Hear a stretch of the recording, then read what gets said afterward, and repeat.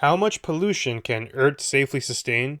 I'm Marco Perry. Welcome to the Perry Platform.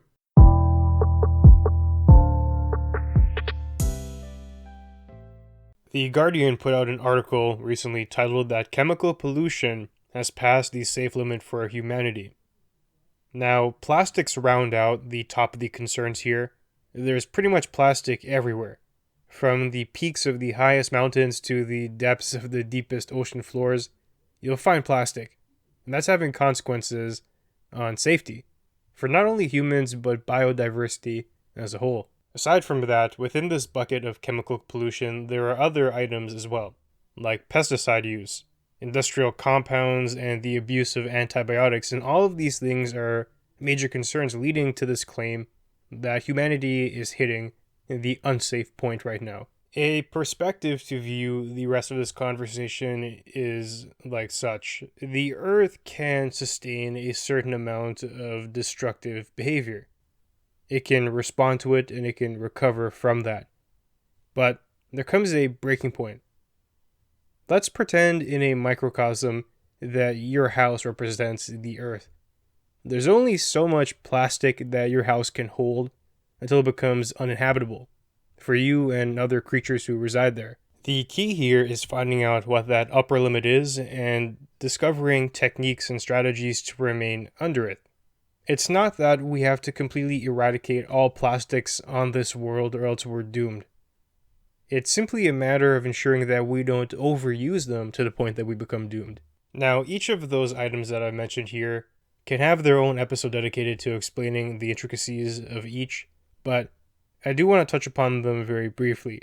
So, what's the problem with pesticides? Why is that contributing to this unsafe limit that we're being exposed to? Well, pesticides often have unintended consequences. They might kill those insects that are trying to eat your crops, but they might kill other stuff too. They might seep into the water system and start to harm the health of humans.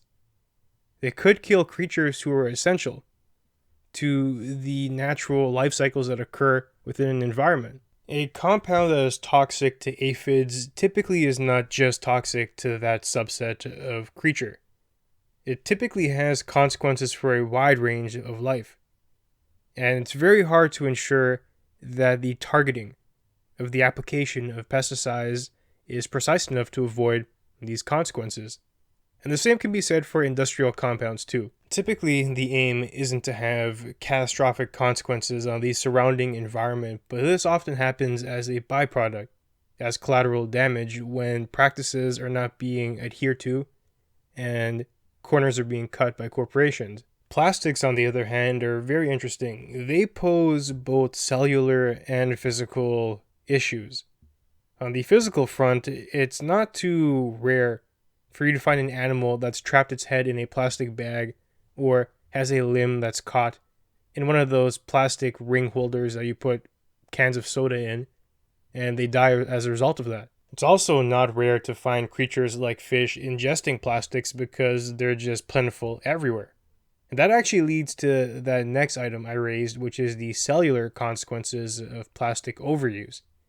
When a fish eats that plastic, and another fish eats that fish, and then we eat that fish, the plastic itself is not being disposed of properly. It's actually being embedded within the organism.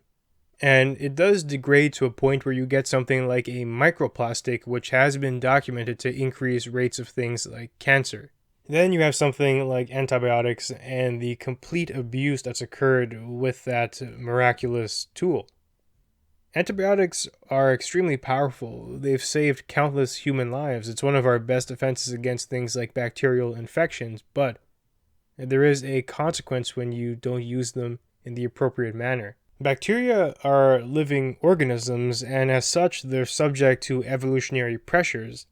When there are people who don't complete their antibiotic treatment, when there are farmers who resort to antibacterial measures every time their livestock have a minor issue, or even no issue at all, they use it as a preventative measure, you're creating a Darwinian game here where you're breeding the strongest bacteria possible. Sure, you might wipe out 99.9% of the colony But the ones that do remain are going to remain for a reason.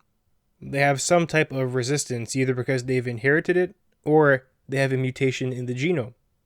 And now that they've survived this onslaught, they're going to be able to pass on their genetics indefinitely into the next generation.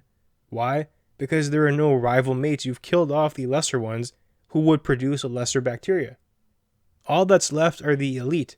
This selection pressure is horrific, and it actually could be the most troubling thing that's cited in this entire report. It actually might not be too far-fetched to say that within the coming decades, things like surgery will be impossible, because every time you cut someone open, they're going to die because of a bacterial infection or sepsis, and we can't treat it because the bacteria are immune to modern antibiotics.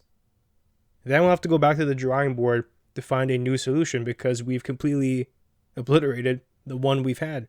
Now, with that background, let's return to the article. The criteria that they're using for reaching the conclusion that humanity has passed the safe limit includes, first of all, the rate of production of chemicals. That's rising rapidly. If today is unsustainable, tomorrow will be worse because there's just much more being created.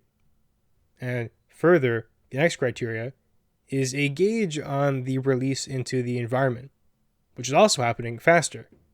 And that makes sense. As we have more of these chemical products, the more likely it is to find itself in the environment and cause a destructive outcome. The article also cites that a factor to consider is the ability of authorities to track and investigate the impacts of these matters, and they simply can't keep up. They lack the resourcing and they lack the competency. Then you layer on ultimately the impacts of these things. There's more chemicals and more being produced every day. There's more and more of it seeping out into the environment. And we know that the authorities responsible for tracking it and maintaining a safe limit are not doing a great job. What happens in the environment? Well, you get things like runaway bacteria who are becoming super immune. You get things like microplastics within pretty much every animal that we eat. You find plastic pollution on top of mountains and at the lowest depths of the sea. And you get things like pesticides killing off entire species that were needed to maintain an ecosystem. Now, the scientists behind the report admit that it isn't an exact measure. There are some assumptions that are baked into the findings, but at a high level, we know the trends are troubling. We know for a fact that we're heading in a bad, unsustainable direction. Just refer back to what we talked about. The rapid increase of just chemical supply. The rapid increase of these things in the environment. The lack of ability for authorities to have things under control. And just this global trend of countries continuing to develop. And almost naturally what comes with that is a greater reliance on these chemical compounds. Even if these scientists are off with their estimate, it's clear that if not now, then very soon we'll be in a problem state. Take, for example, this finding that they wrote in the article. I find it very interesting. They say that the total mass of plastic now exceeds the total mass of all living mammals. So take the combined weight of every human, every elephant, every mammal in the world, and you weigh that against all the plastic in the world, and the plastic is heavier. Maybe that's a problem right now, maybe it's not. But we do know there is a breaking point. Take that microcosm theoretical for a second. Within your house, there are limits to the amount of plastic you can have in here. The same will apply to the earth, and if that limit is comparable to the weight of all mammals, then we're in trouble. And if it's not, well, we're still on an upward trajectory, and we're going to hit it at some point unless we change things.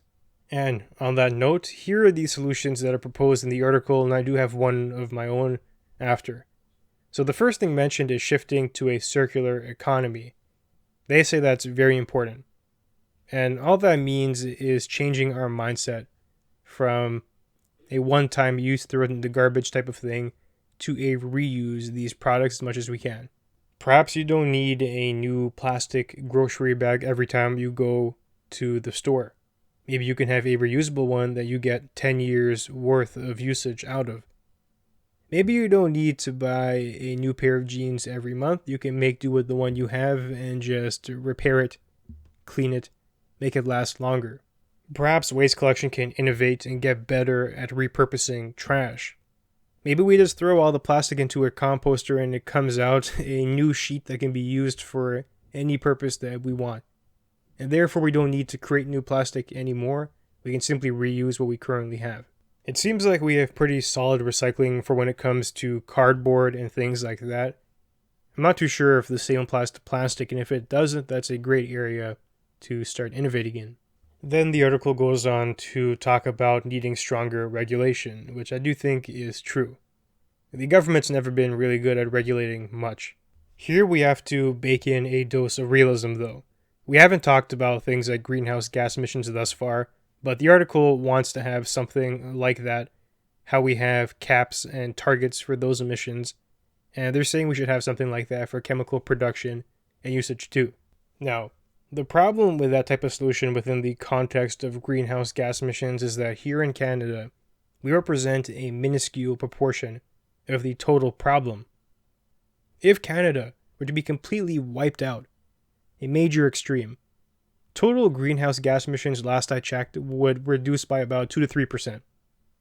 So a drop in the bucket. This is a global problem. And without global cooperation, we're not going to achieve much. So now let's think about that. A global cooperative movement. Is everyone going to be on board? Clearly not. Many countries will, but some of the highest polluters won't be. The likes of countries such as India and China. And why won't they be? Because they're growing economies, and part of that growth is tied to things like their greenhouse gas emissions and all the manufacturing and whatnot that's occurring there. Given that dynamic, I can't help but wonder if the same thing will apply to this chemical conversation that we're having. Take the antibiotics, for example. Will something like local regulation do much? I don't think so. Take something like the plastics. Will local regulation do much? Maybe. But once again, these plastics move around. They don't confide by borders. Something can be dropped in the middle of the ocean and it can find its way to Canada very easily. I would like to see some statistics on the problem makers. Which countries are responsible for the most of this issue? And further, I'd once again echo that we have to have global alliances on matters like this. Otherwise, we're just blowing smoke. Now, a personal suggestion that I want to add here is that we really have to align better incentives, and this can have dramatic impacts because I'm talking about incentives with entities like corporations which operate nationally. If we can't have national cooperation on a governmental scale, we might be able to impact things on a corporate level. It's very common to find a story that a institution is doing some type of destructive practice. And when they're found out, they're fined a minuscule amount that actually is dwarfed by the profits that have occurred to them given the practice. To offer a more concrete example, take a factory that has a bunch of toxic waste. Disposing of that is costly. There's transportation, there's the actual disposal of the material itself, storage, whatever, all these factors. And there's a river by them. It becomes very tempting to simply dispose of the waste in that river. The costs are much less. You simply open up the hatch and you pour it out. And there have been many companies who have been caught red-handed doing that. Now, just think about how much money they might have saved by doing this over the span of many years. The environment around them destroyed. Their bottom line has gone up. And they're fined something like $10 million. Well, what if they saved $100 million by taking part in this practice over the span of all those years?